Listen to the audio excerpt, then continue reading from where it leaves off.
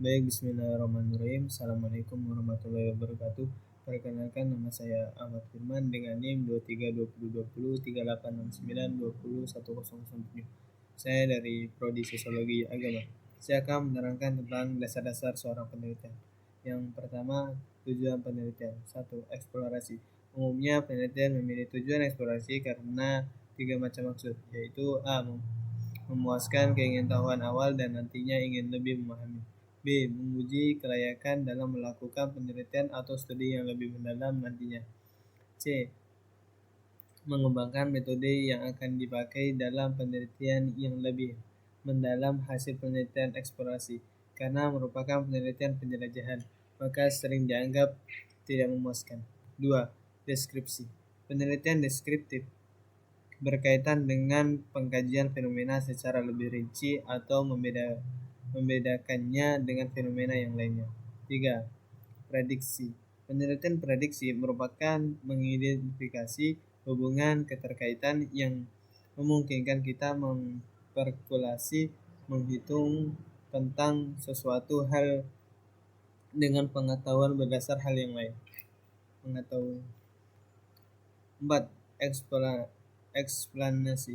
Penelitian eksplanasi mengkaji hubungan sebab akibat antara dua fenomena atau lebih. Yang kelima, aksi. Penelitian aksi tindakan dapat meneruskan salah satu tujuan di atas dengan penetapan persyaratan yang menemukan solusi dengan bertindak sesuatu. Fungsi penelitian. Fungsi penelitian adalah mencarikan penjelasan dan menjawab terhadap permasalahan serta memberikan alternatif bagi kemungkinan yang dapat digunakan untuk memecahkan masalah. Pertama, mendeskripsikan. Penelitian dengan tugas mendeskripsikan gejala dan peristiwa yang terjadi maupun gejala-gejala yang terjadi di sekitar kita.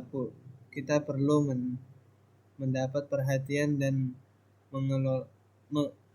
penanggulangan gejala dan peristiwa yang terjadi itu ada yang berasal dan ada yang kecil, tetapi kita dilihat dari segi perkembangan untuk masa datang perlu mendapat perhatian segera.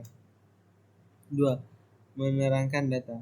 Suatu peristiwa yang mungkin terjadi berdasarkan data-data yang telah diketahui dan dikumpulkan, informasi yang didapat akan sangat berarti dalam memperkirakan kemungkinan yang akan terjadi dan melalui masa berikutnya. 3. Menyusun teori. Melalui penelitian juga dapat dikendalikan peristiwa maupun gejala-gejala, merancang sedemikian rupa untuk bentuk penelitian untuk mengendalikan peristiwa itu. 4. Meramalkan. Suatu peristiwa yang mungkin terjadi berdasarkan data-data yang telah diketahui dan dikumpulkan. Informasi yang dapat akan sangat berarti dalam memperkirakan kemungkinan yang akan terjadi untuk melalui masa berikutnya. Yang kelima, mengendalikan peristiwa. Melalui penelitian juga dapat dikendalikan peristiwa maupun gejala-gejala. Merencanakan sedemikian rupa suatu bentuk penelitian untuk mengendalikan peristiwa itu. Unsur-unsur penelitian. Untuk dapat melakukan penelitian dengan baik, penelitian perlu memiliki pengetahuan tentang berbagai unsur penelitian. Yang pertama, konsep. Konsep adalah unsur penelitian yang terpenting dalam merupakan definisi yang dipakai oleh para peneliti untuk menggambarkan secara abstrak suatu fenomena sosial atau fenomena alam. 2. Populasi.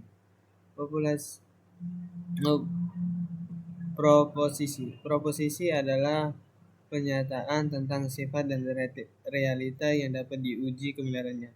Hipotesa adalah hipotesis yang dirumuskan untuk pengujian empiris. 3. Teori. Sarana pokok untuk menyatakan hubungan sistematis antara fenomena sosial maupun alami yang hendak diteliti adalah teori, yaitu rangkaian yang logis dari suatu proposisi atau lebih.